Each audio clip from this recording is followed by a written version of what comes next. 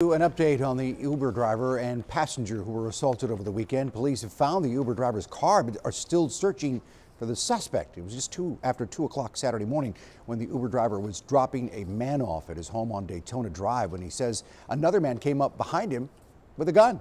The suspect stole both men's wallets and then got into the Uber driver's car and took off. No one was injured. Police still looking for the suspect, who they described as being a young Hispanic male, about 18 years old. If you have any information that could help investigators find the suspect, the number to call is 886-2600.